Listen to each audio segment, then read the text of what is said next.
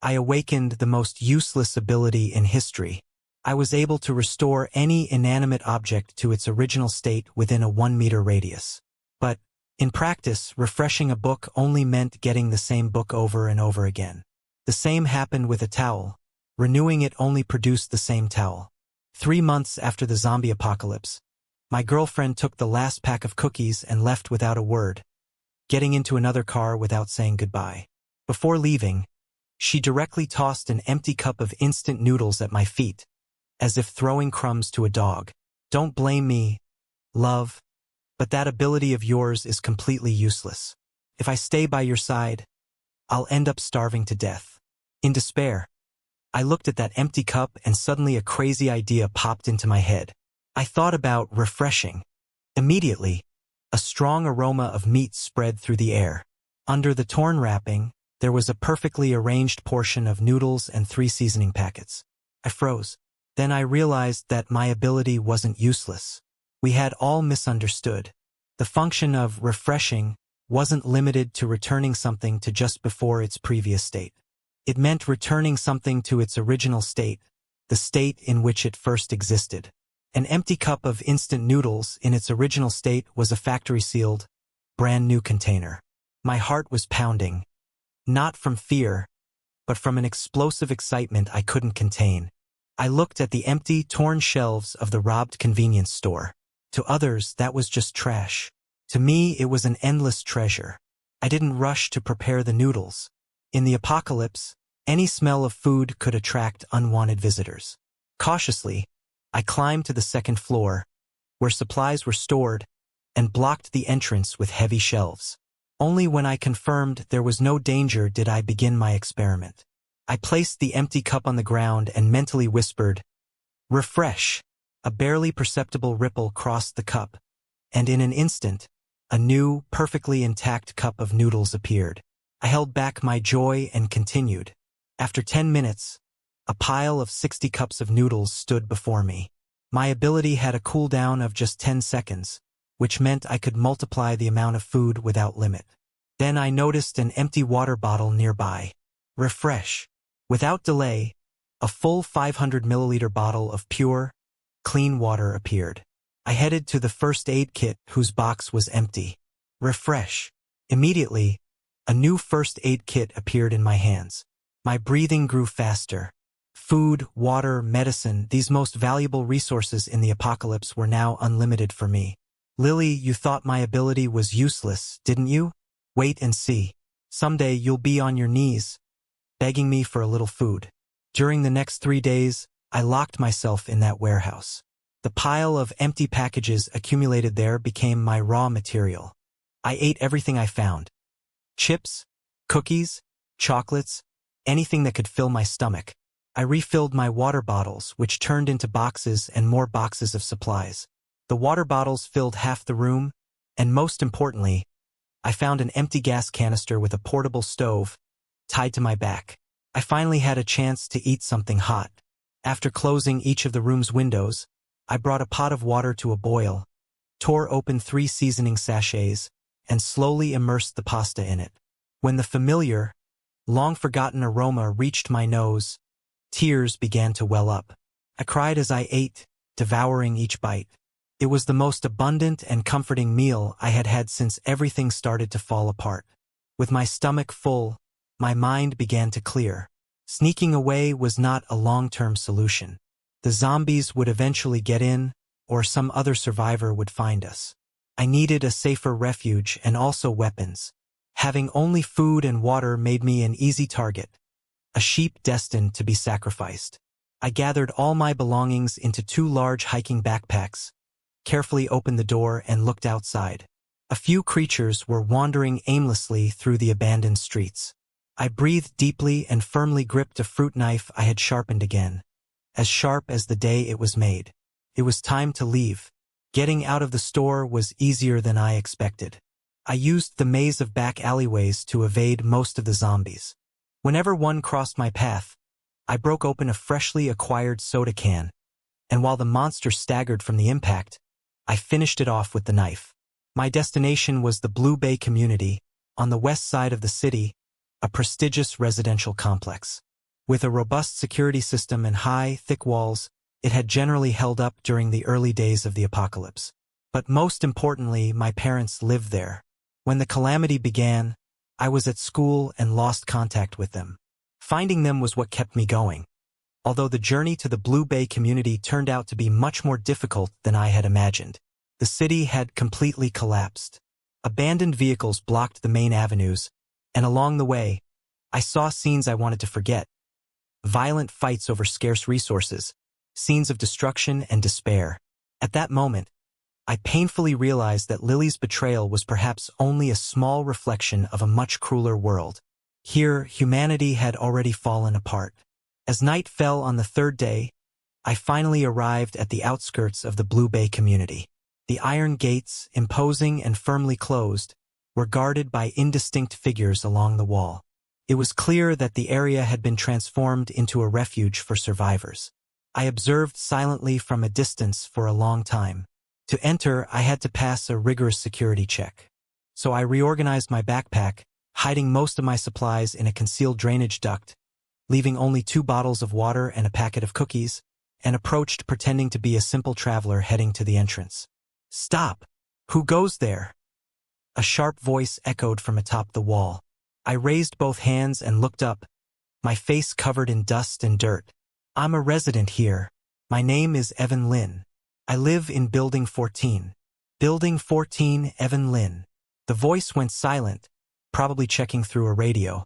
A moment later, the iron gate slightly opened, and a man came out wielding a steel pipe, his face tense and suspicious. "What do you want?" he asked harshly. I took out my ID, ready and nervous, and handed it to him. He verified it and then examined me carefully from top to bottom. "Just you? Where are your supplies?" I lowered my head and replied in a tone that reflected a mix of fear and contained hope, that everything had been taken from me along the way. This was all I had left. The man frowned, skeptical, but seeing my slender figure and humble appearance, he finally lowered his guard. "Come in. Remember the rules. All newcomers must give half of their supplies for community distribution." I felt a tightness in my chest, although I had anticipated it. I quietly nodded and handed over a bottle of water and half of my packet of salted crackers. He took them, casting me a look of disdain, but allowed me to pass. Upon entering, the scene gave me a certain sense of calm. Although tense, there was at least order. People were patrolling, others were reinforcing the defenses, and women with children were gathered in the community hall. This place was like an island amid the apocalypse, a temporarily isolated space from the chaos and violence outside. A woman in charge of the records informed me that the community was now led by someone called Chief Leo, a former property manager. After the disaster, Leo developed a Earth-related ability and formed a security team to protect everyone. Each resident received a daily ration of food based on their contribution points. Those who wanted more had to join patrols or logistical services. I preferred to stay on the sidelines, citing poor health, and did not join any group at that moment. My immediate priority was to find my parents, but when I ran breathlessly up to the door of our apartment, I found the security door forced open and everything inside turned upside down. The weight in my chest grew. I desperately entered the room, screaming for Mom and Dad, but I was met with only silence. The coffee table was covered in dust, indicating they had been gone for several days. There were signs of a struggle on the floor, though without any bloodstains. A small comfort amid this nightmare.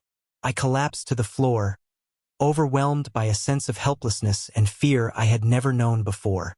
I had no idea where to look, feeling utterly lost and empty. Just as I sat there, exhausted and hopeless, I heard footsteps outside the door. A mocking voice echoed, well, looks like we left one behind." I raised my eyes in surprise.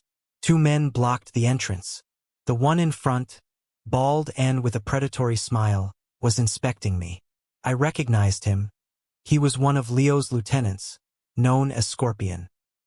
He licked his lips, eyeing me as if I were a piece of meat ready to be sacrificed. His record showed he had accumulated a debt with Boss Leo a few days earlier, and now they had taken control of this place. My eyes narrowed with cold anger. What did they do to my parents? Calmly, he replied with a contemptuous smile. We just threw them out. That's what happens to the useless in the apocalypse. But it seems you're eager to fight. Stay here, run some errands for us, and maybe we'll let you eat. I had been so naive to think this shelter was safe. The reality was different. Danger lurked here just as much as outside. The strong prey on the weak. As they approached, my hands silently moved toward the side pocket of my bag, where I kept a freshly sharpened fruit knife. But just as I was about to defend myself, a firm, cold voice cut through the air from the door. Freeze. In an instant, Scorpion and his partner froze. Recognizing who had stopped them, their arrogant smiles disappeared, replaced by submissive gestures. The woman blocking the entrance was dressed in a full black combat uniform, with a tang sword at her side, still stained with dark, viscous blood. Behind her lined up several members of an equally imposing squad. I recognized her. It was Lena, captain of the Sharp Blade Squad, the most feared elite unit of the security team. Rumor had it she possessed an extraordinary skill called precision with force, impossible to measure, and that she was Boss Leo's most reliable weapon. Lena completely ignored Scorpion and approached me directly, her gaze fixed. She whispered, "What is happening here?" I quickly reached for an escape route. They were trying to rob me. Scorpion's expression changed rapidly, and he hurried to justify himself. "Officer, don't listen to her lies. Your parents owed contribution points. We were just here to reclaim the unit. Since when does reclaiming a unit require two men blocking the door?" The authority in his voice was unmistakable, although his words were soft. "Go now." Scorpion seemed to be freed from a death sentence. He took his accomplice and they hurried away. The threat disappeared, and the tension in my body almost completely dissolved. I nearly lost my balance. Lena looked at me with a slight look of reproach. "Stay away from those people," she said, more as a warning than an invitation, and turned to leave. I quickly called her back. "Captain Lena, do you know where they sent my parents? Their names are Frank and Susan Lin." Lena paused for a moment and finally replied, "I remember them. Boss Leo dismissed everyone who couldn't work or fight. Elders, the weak, and the sick. He left them to their fate in an abandoned factory outside the North Gate." When I heard that, a knot began to tighten in my chest. An abandoned factory, without food or protection, that was akin to a death sentence. Shortly after Lena left, I firmly shut the door. I needed to get to that factory. I had to find my mom and dad. But first, I had to arm myself. I took a bar of chocolate out of my backpack, devoured it in 2 bites to regain strength, and then fixed my gaze on the steel pipe that Scorpion had left on the ground, rusted and slightly bent. I pressed it and commanded, "Renew!" Instantly, a new pipe appeared in my hand, shiny and cold to the touch. But it wasn't enough. I ran to the kitchen and found my father's old survival kit, which contained a multi-purpose shovel, a survival axe, and a combat knife, all rusted from years of disuse. Renew! And in an instant, the 3 knives regained their original sharpness, honed like the first day. When night fell, I moved stealthily between patrol shifts and headed toward the North Gate. It was a much more desolate place than the main entrance, with only 2 guards yawning at their posts. I didn't disturb them. Instead, I found a blind spot in the cameras and used a recently reinforced rope to climb the wall over 3 meters high effortlessly. Outside, only a bleak wasteland remained. In the distance, the silhouette of a factory rose like a silent steel beast. The smell of decay filled the air.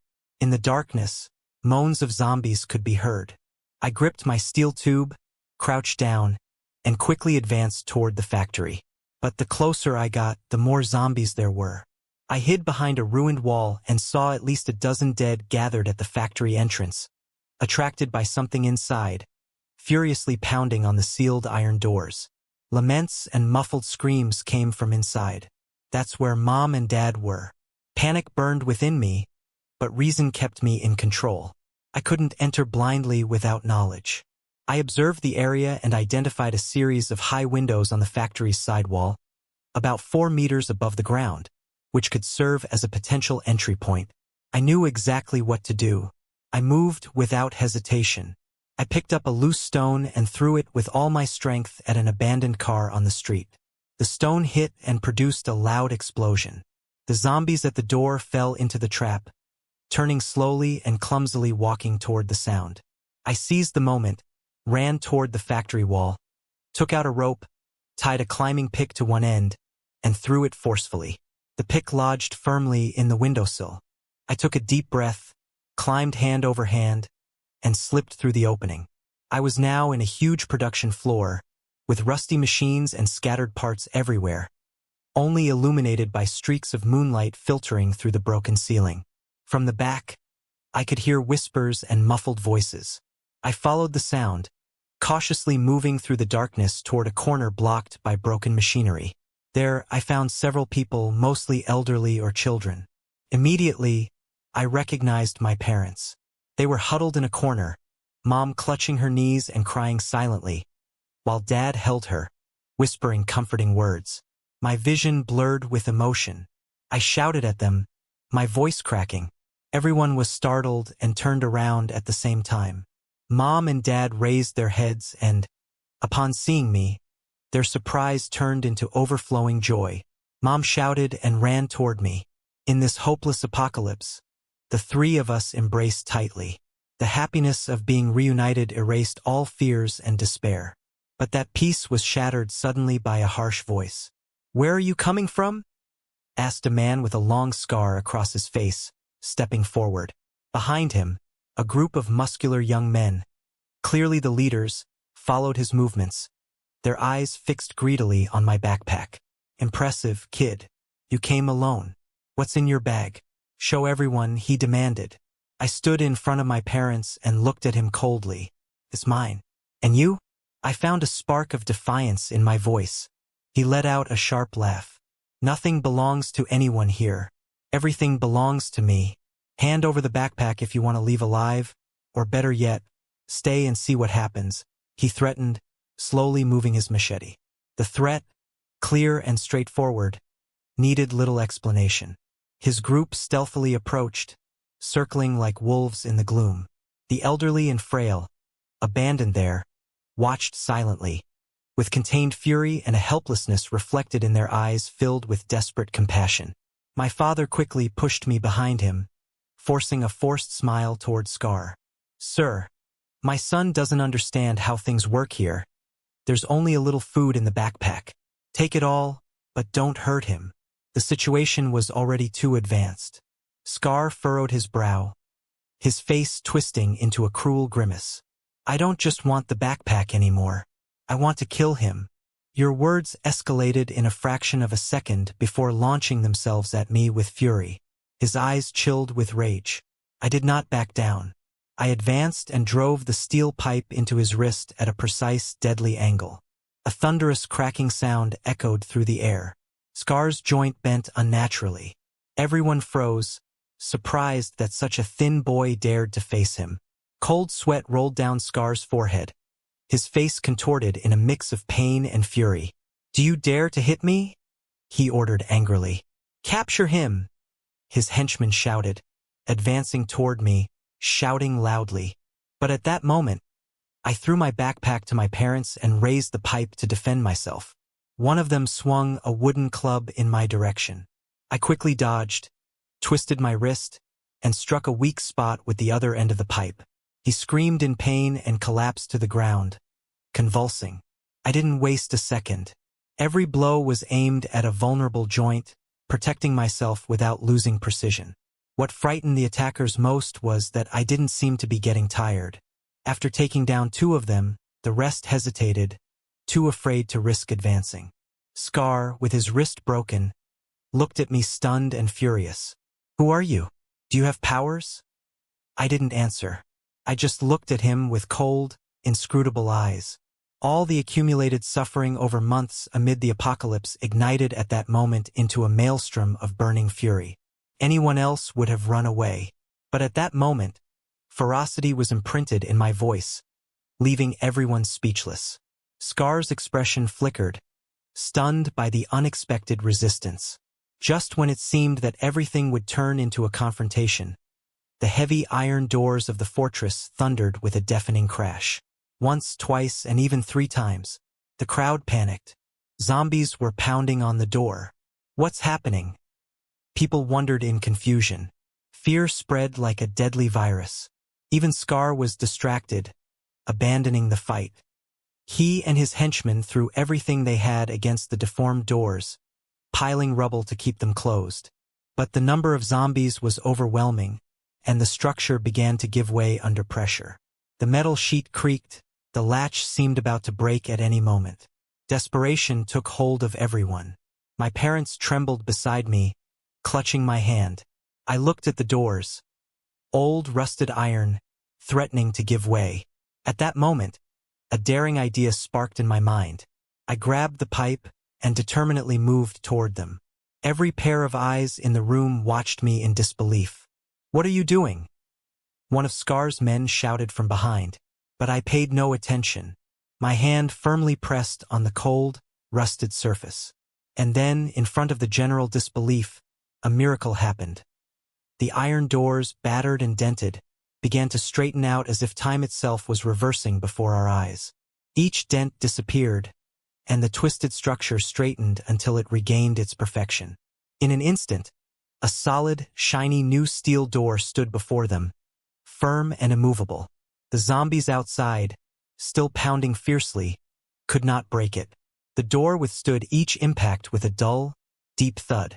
Silence took over the entire floor. Everyone was speechless, watching in silence. Scar opened his mouth, jaw slack, completely bewildered by the pain in his wrist, which seemed to have been forgotten altogether. He pointed at me, stammering, Your skill is repair." I didn't want to explain anything. I simply lowered my hand and gave him a cold look.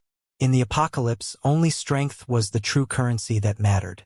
The cruelty I had shown, combined with what I had just witnessed, completely shattered Scar's nerves. He looked at me, and there was no longer greed in his eyes, only a deep, unmistakable fear that paralyzed him. I had no idea who I was dealing with. He couldn't see me clearly. He had become blind, and that's why I begged him not to judge me. I said nothing, merely approached my parents. My mother looked at me with an expression I couldn't fully understand. Pride, concern, and something like uncertainty about recognizing me. I took her hand and gave her a look that told her everything was fine. "Mom, don't be afraid. I'm with you." Then I reached into my backpack and took out a self-heating rice meal, a sausage, and a bottle of clean water, handing them to her. "Dad, Mom, eat something first." The smell of the food immediately caught everyone's attention. The survivors, who hadn't eaten in who knows how long, eagerly looked at the rations in my parents' hands, gulping loudly and with vacant eyes from hunger. Scar and his group were practically jaw-dropped. In a world where food was worth more than gold, I had managed to get all this without hesitation, and that impressed them more than the repair of the door. When I finished, I turned back to Scar. "Calm but firm," I declared. "From now on, I'm in charge here." The steady confidence in my tone echoed throughout the room. Scar's expression twisted, and slowly his head sank, giving up control of the factory. This happened more easily than I expected. In the face of absolute power and unlimited resources, any authority Scar tried to claim was now of little value. I didn't kick them out.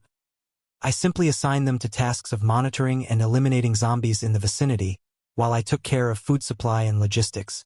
Every day, I would lock myself in a private room, pretending to take inventory, while in reality I was quickly restocking and improving all the essential supplies. The day when boxes upon boxes of fresh supplies appeared, everyone looked at me with amazement. They assumed I possessed some kind of spatial ability, a hidden dimension filled with enough goods to feed an army and keep a secure shelter. Gradually, the survivors began to recover. Under my management, the old abandoned factory became an organized and efficient place. My parents became my most trusted helpers, managing the people and distributing resources. They regained their dignity and purpose among the group, and each day their spirits rose even higher. Everything was moving in the right direction, but something kept hammering in my mind. Captain Leo, the former administrator of the Blue Bay community, who had left vulnerable the defenseless elderly like my parents, was a debt that would someday be repaid. Moreover, the defenses and living conditions in Blue Bay far exceeded those of this ruined factory. I wanted to offer my parents and everyone who followed me genuine homes, something more stable and secure. It was time to visit Captain Leo and clear things up. A week later, I was fully prepared. Thanks to my restoration skill, I restored all the abandoned electric vehicles in the factory to their original state, fully charged. I also refurbished dozens of new protective suits, helmets, and steel-toe boots. For weapons, in addition to steel tubes and axes, I had my men grind steel from the factory to create dozens of sharp spears. As for Scar and his close circle, they were now completely loyal to me. I kept them fed and dressed because in the apocalypse that loyalty was worth more than life itself. I selected the 20 strongest men, including Scar. Before leaving, I looked at my team and simply said, "We are not asking for anything. We are going to reclaim what has always been ours." Blue Bay had solid walls, comfortable houses, and we would build a true home there. No one present doubted it. After everything they had seen from me, their confidence was absolute, almost blind. With firm steps, we advanced in a convoy of 20 towards the community. Upon reaching the northern gate of Blue Bay, the guards had already spotted us from above. They watched us with a confused expression upon seeing our well-equipped convoy. Scar, who was now my second in command, straightened up and confidently declared, "We come to negotiate an alliance with Captain Leo." "An alliance with you." Hearing this, the guard let out a mocking chuckle. I stepped out of the vehicle and approached the front, speaking calmly, "Tell Boss Leo that Evan Lin has returned." Although the guard didn't know me, seeing me in the middle of the group, he realized I was someone not to be ignored. After a brief moment of hesitation, he radioed the order. Soon, the gate opened and Boss Leo appeared, accompanied by a crowd, including Lena, the captain of the Sharp Blade Squad. Leo was a stocky man in his mid-40s, with sharp, arrogant eyes. He looked at us, noting our impeccable uniforms and our strong, well-fed appearance, a flicker of surprise and greed crossing his face. Well, if it isn't young Evan Lin. I haven't seen you around here a few days. Where did all this luck come from?" he asked with a mocking tone. I responded calmly, "Let's skip the introductions. I'm here to take my people to Blue Bay community." Leo's reaction was as if he had just heard the funniest joke in years, and he burst into a deep laugh. "Evan, did you wake up on the wrong side of the bed? Blue Bay community is my territory. What gives you the right to come in here?" I flicked my fingers, and just behind me, Scar raised a box full of sealed crackers, freshly compressed at the factory. Leo's laugh stopped abruptly, and the guards accompanying him took a deep breath. Blue Bay community had solid defenses, but its population was large, and they constantly faced a serious food shortage. Their daily ration was nothing more than a piece of dark bread. "Where did you get all this food?" I asked. I didn't need to know. I just wanted a clear answer. "Would you accept a deal or not?" Leo's eyes blinked, and he cautiously asked me, "What kind of deal are you proposing?" "Very simple. My people will enter the community. We will provide part of the food, and you will handle security. Together, we will manage the community." His expression hardened, and his voice grew more serious. "Look, you're quite ambitious. I'm the leader of this base. Why the hell would I share power with someone who just appeared out of nowhere? Those are my terms. If you don't accept, we'll take it by force." "By force?" I mocked. "With your 20-something years, Lena." At his command, Lena and every member of the Sharp Blade Squad moved forward in sync, advancing with deadly intent, like a freezing wind. Their squad was Blue Bay's ace, all with refined combat skills. My people tensed up, but I didn't blink. I looked at Lena, that woman who had helped me before. She returned my look, a mixture of curiosity and surprise in her eyes. "Do you really think we can't enter?" I asked. Lena remained silent for a few moments. Then she said, "Mr. Lin, you clearly have the capability, but the Blue Bay community has 200 guards." English translation: "Breaking in will not end well for you." Your warning was sincere and serious.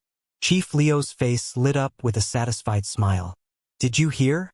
Don't take any risks. Surrender all your supplies, and perhaps I'll allow you and your parents to settle here as regular residents. For your people, send them back to where they started. That was his response. That we surrender all our supplies and make my loyal followers leave. A bold plan. I smiled slightly.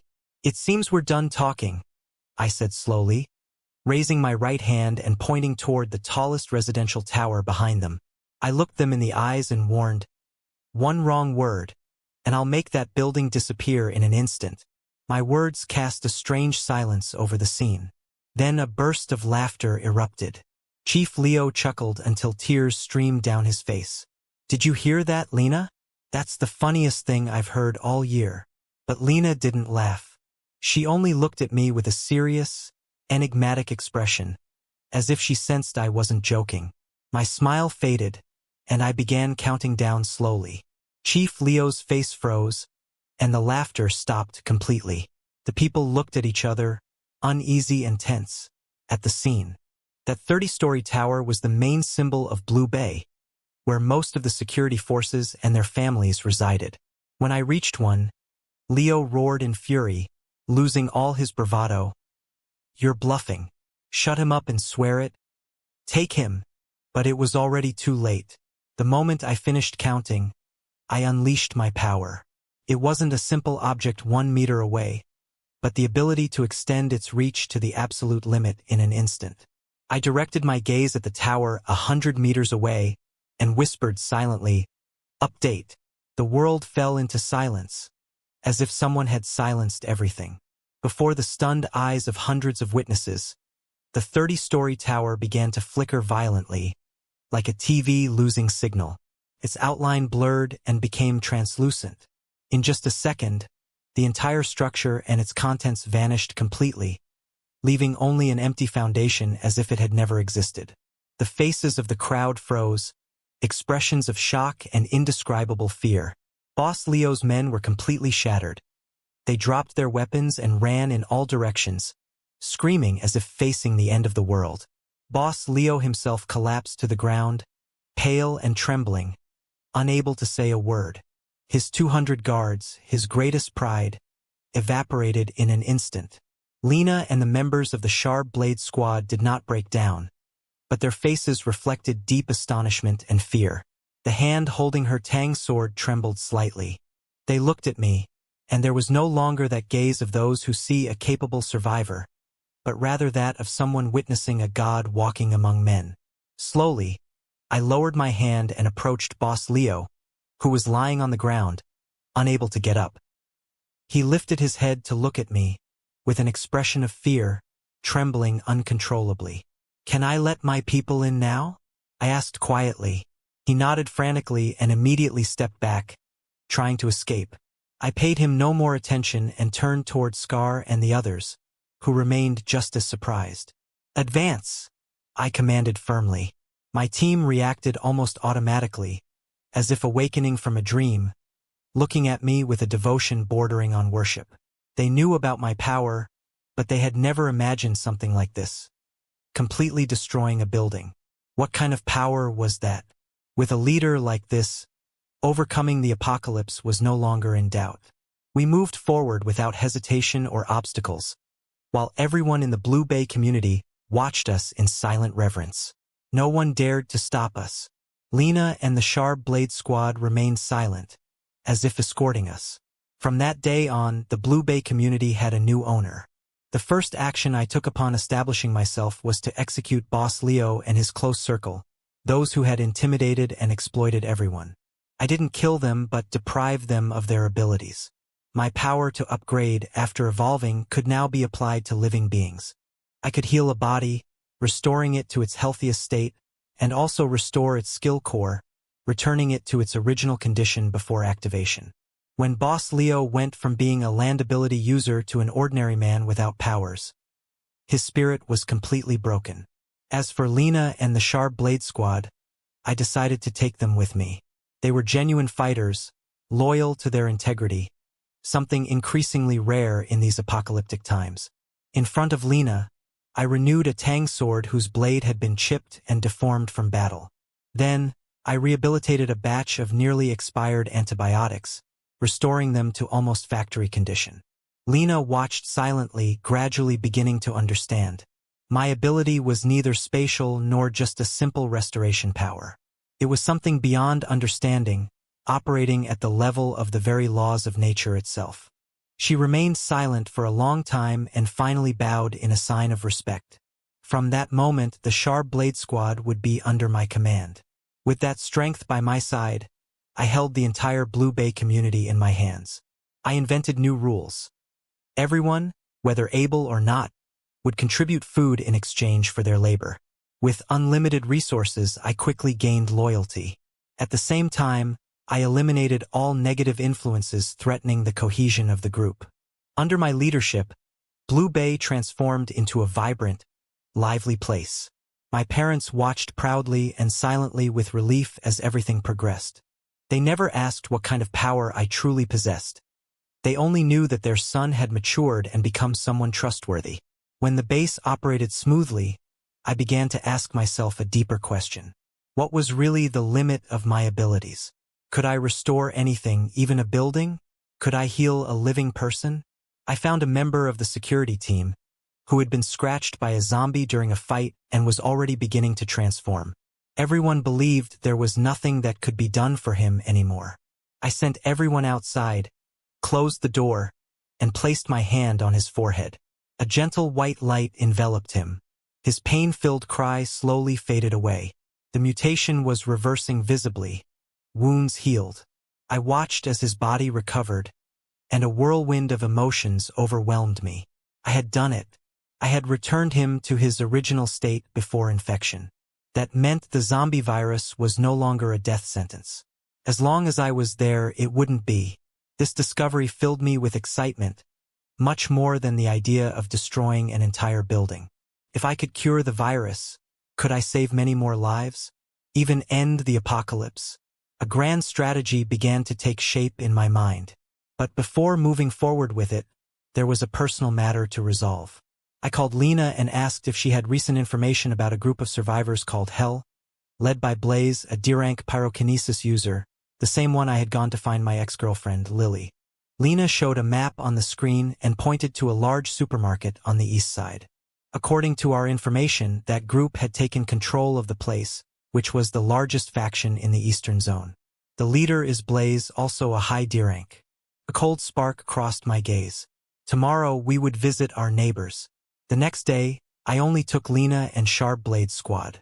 We drove a heavily armed and equipped vehicle straight through the city until we stopped in front of the supermarket. Its structure had been fortified into a solid fortress. Armed guards patrolled the walls. Our arrival immediately triggered their alarm. "Who's there? Identify yourselves," Lena ordered clearly, peeking out at the entrance. "Blue Bay Base, Evans Lynn speaking, here to visit the leader of Hell Base, Blaze." The guards seemed not to have heard my name before. They only knew that base. After a brief silence, the door slowly opened, revealing a man in a red leather jacket, and right behind him, Lily, smiling flattery. They had had a good few months, and it was evident that Lily had settled into her new life. When she saw me, she blinked in surprise, but an expression of utter contempt appeared on her face. Who would have thought, Evan Lynn? What's going on? Could you not leave and are now coming back to re-engage in the fight? I still believed she was that useless and pathetic wreck she had left behind. Blaze scrutinized my appearance and, noticing Lena and the squad behind me, a flicker of fatigue appeared on his face, quickly masked by disdain. "Blue Bay Base, have you never heard of it? We don't accept those fleeing their own problems. Out of courtesy, since we are all survivors, leave your vehicles and supplies and get out of here." He said this with an arrogance that was breathless, believing that his pyrokinesis ability made him untouchable. Lily happily added enthusiastically, "Did you hear that, Evan? Just because of our old friendship, I warn you, don't try. As you are now, you're not even fit to carry Blaze's boots." I looked at his arrogant, small face and let out a laugh. "Lily, do you remember that empty noodle cup you threw at me?" Lily blinked, confused. She didn't understand why I mentioned that. What noodle cup? I don't remember that at all. Just leave, you're in my way. My smile disappeared, and my eyes grew cold. Don't you remember? I have it perfectly ingrained. Today I came to make you eat it once and for all. Lily reacted as if she had just heard the biggest nonsense and, afraid, pointed with a trembling hand, letting out a nervous laugh. But what's wrong with you? Evan? Do you want me to eat a noodle cup? What basis do you have for that? Blaze crossed his arms, frowning and forcing a smug smile. Big words for someone insignificant. I think I'll have to teach you how serious it is to make such a mistake. Before he finished speaking, a blazing fireball formed in his palm, emanating intense heat. The squad adopted a defensive stance. Only Lena and I remained still, watching the fireball in his hand. I shook my head. Is that all you've got? Pathetic. I raised my hand, and Blaze's fireball in his palm vanished like a candle blown out by the wind, simply disappearing with a soft sigh. The expression of arrogance on his face froze. He looked at his empty palm in disbelief. What just happened? Where did my fire go? He tried to invoke his ability several times again, but no spark of flame appeared. His powerful level D pyrokinesis had vanished. What did you do to me? Blaze, trembling, pointed at me with a shaky finger, his voice breaking from panic. I didn't respond. I only turned my gaze to Lily, who was already pale and trembling with fear. Now, on what grounds? Her lips trembled, and her face lost all color. I didn't fully understand what had just happened, but I had seen with my own eyes how Blaze's terrifying ability simply stopped working in front of her. Fear had taken away all her words. Lena grabbed her by the neck and left her at my feet. The woman fell to her knees, sobbing and begging through tears and mucus. I watched that scene with complete indifference. I reached into my pocket and pulled out an object I had carried all along. An empty flattened cup of instant noodles, beef flavor, exactly the same as the one she had thrown at me. In my hands, that empty cup turned into a new one, sealed, filled with noodles and seasoning packets. In an instant, I broke it and emptied its contents, leaving only the empty paper container in front of Lily. She stared at the empty bowl on the ground, looking even more grotesque than a corpse. I knew I wasn't joking. With trembling hands, she took the cup and, in front of everyone, forced herself to eat it. Tears and mucus ran down her face. Blah One watched the entire scene and finally understood what kind of person I had provoked. His legs buckled, and he also knelt down, unable to stand. I kept my gaze fixed on Lily, observing silently until she devoured every piece of the bowl, including the packaging. The fall of Inferno Base was much easier than I had imagined. With its leader destroyed and its skill users terrified of what I could do, they surrendered almost without resistance. I merged both bases, and Blue Bay became the most powerful survivor faction in the eastern part of the city. With Lily's situation finally resolved, I focused all my energy on developing the base and exploring the limits of my power. If it became known that I could cure the zombie virus, the impact would be global, giving me time to strengthen myself and protect others. That secret had to be kept hidden. I established an underground medical laboratory run by my parents, dedicated to treating infected individuals who could still be saved. Every person I managed to cure became deeply grateful and one of my most loyal allies. My influence grew like a snowball, expanding unnoticed by almost everyone. Along the way, I met other survivor factions. To allies, I offered supplies and support. To enemies, I showed no mercy.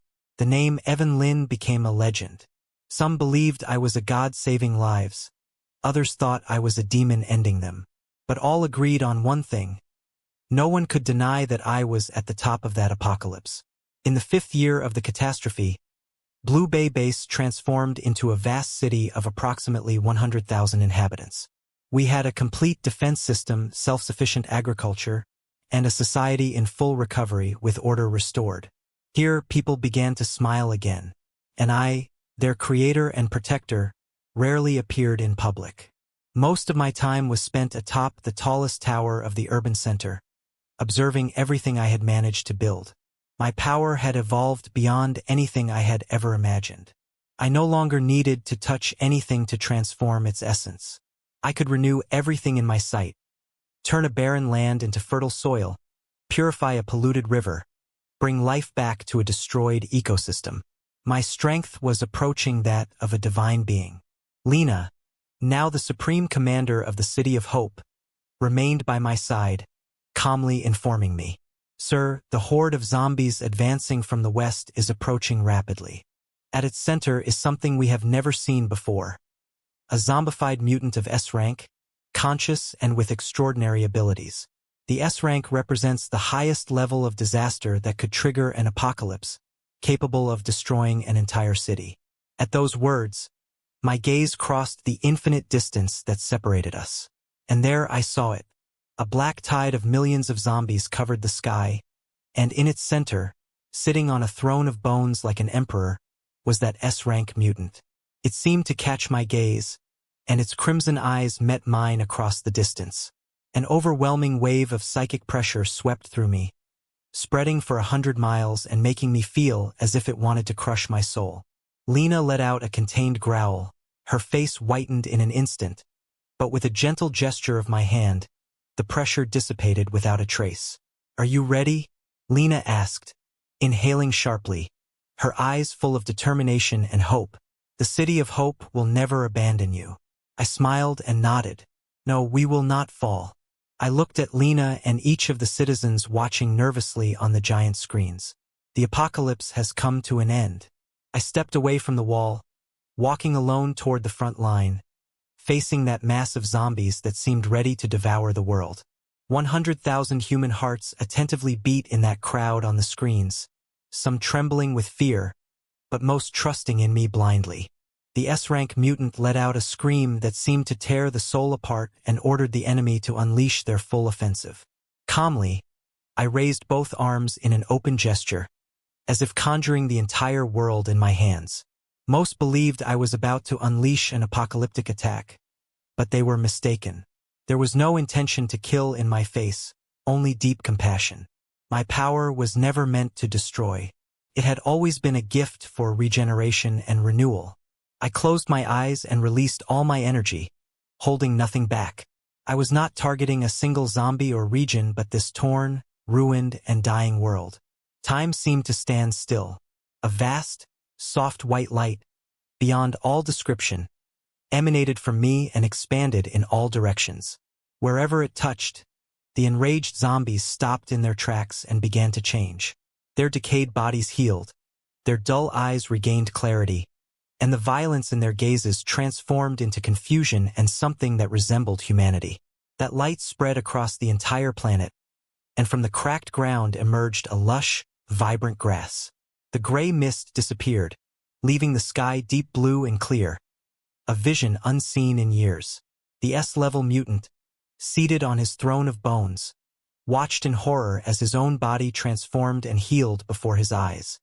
He fought with all his might, trying to halt the unstoppable force that seemed to arise from the very laws of the universe. However, he couldn't resist succumbing. In the end, everything was restored to a human form, and his eyes rested on his own hands, filled with amazement. The entire world had been renewed. Every person infected with the virus had returned to normal, and every landscape destroyed by the apocalypse was being reborn. It was as if the 5-year nightmare had been just a fleeting dream. In the City of Hope, absolute silence reigned. People looked on in confusion through their screens, witnessing that impossible miracle.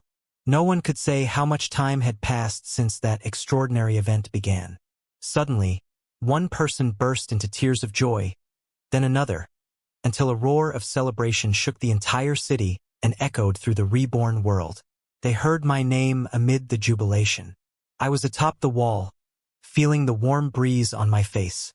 I turned my gaze and saw Lena there, along with my parents and many faces full of happiness and hope. I smiled at peace. The bowl of noodles in front of me seemed to have a life of its own, always ready to be refilled. And the world beneath me kept filling anew, vibrant and full of promises.